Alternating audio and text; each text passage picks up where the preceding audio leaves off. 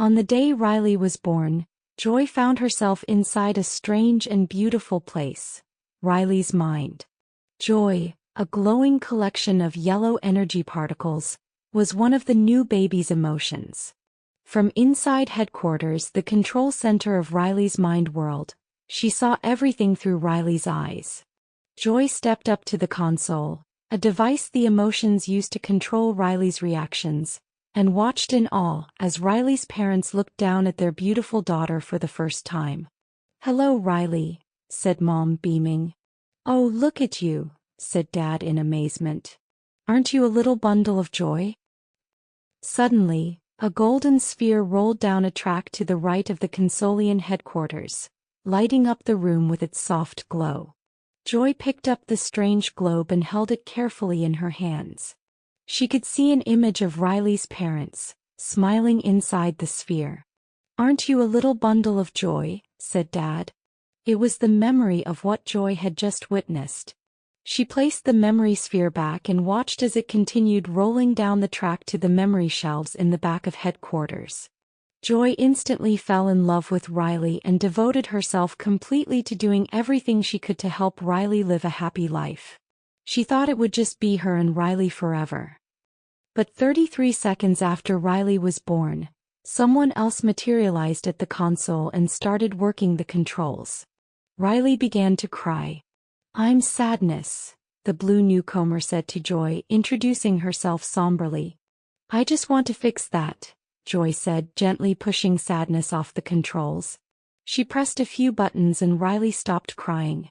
As time went on, more emotions showed up inside headquarters, taking control whenever Riley needed them. And with each new emotion, memories started rolling through in different colors, matching the emotion that Riley felt about the memory. Fear's job was to keep Riley safe. He guided her whenever she encountered something he thought was dangerous, like power cords, roller skates, and dogs. "Look out," was one of his favorite phrases. All of Riley's memories associated with fear were stored in purple spheres, the same color as Fear himself. Disgust was green. She kept her sharp eye out for anything that looked worthy of an EU. She took control whenever something gross came up, like broccoli, bad art, or nasty people. Basically, disgust kept Riley from being physically or socially poisoned.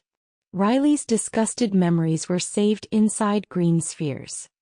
When the emotions saw unfair things happening to Riley as they watched out the view screen in headquarters, anger, who was short, red, and angry, took the reins. Life's injustices really heated him up.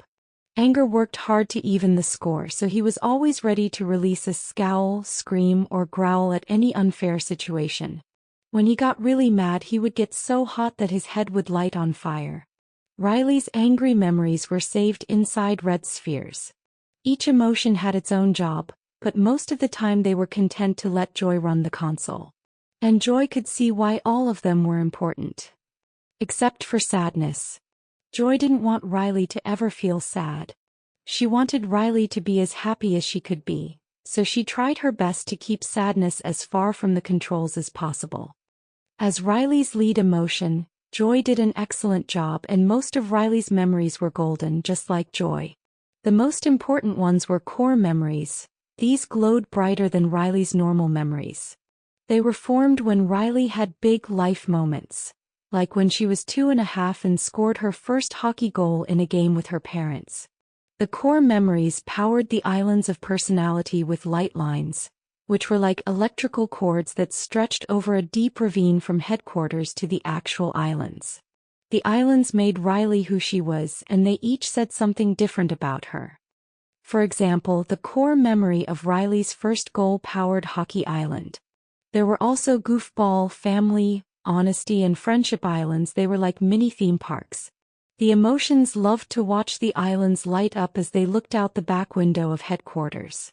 Riley had a very happy childhood, living with her parents in their small Minnesota town. She loved playing hockey, hanging out with her friends, and ice skating on the lake. Joy made sure that at the end of each day, most of the memories rolling through headquarters were golden, happy ones. But when Riley was 11 years old, her parents made a major decision that changed everything.